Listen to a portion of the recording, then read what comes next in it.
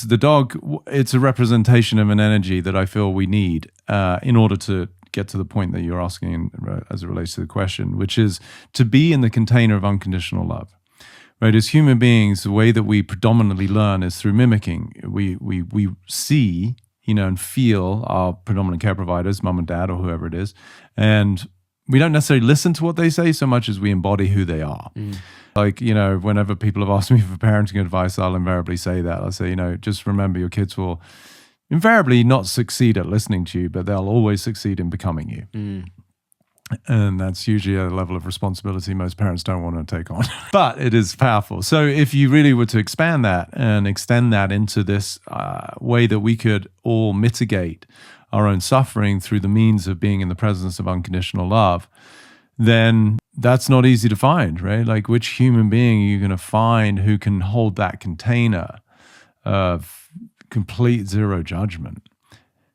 It's easier for us to extend it to others. An investigation into those parts of us, what would it feel like, even if we aren't in the presence of a lover, a wife, a husband, a parent, or kids are incredibly, they're great facilitators in this too, right? Because they often, just with all due respect, don't give a shit, right? Like, they just love you for you. And the invitation for somebody would be to look at, where can I look at what I consider to be a flaw, a conversation that I have about myself, my butt, my boobs, my nose, my bank account, like, my absence of skills, my whatever it is, like wherever we find judgment, what would it feel like if somebody loved me the same?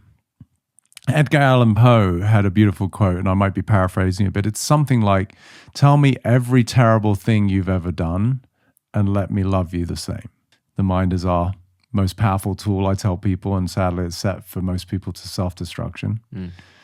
So even just getting that and recognizing the impact of what it's like to live in your own construct of self-criticism and judgment, like what is it? It's horrific. It becomes normalized, and this is obviously the precursor then to all the substances that people do, or the self-harm and abuse. But really, it's only because of story of some feeling of judgment that we fundamentally have, if we were to really break it down to its simplest parts.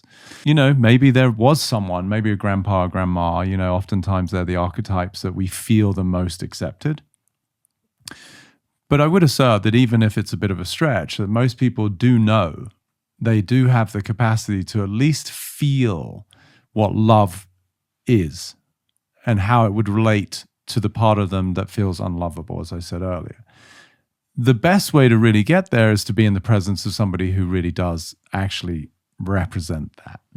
When you're in the presence of somebody who truly embodies like nothing but acceptance of other, it's a safe space to speak. And I don't know many human beings who've ever had a safe space to speak.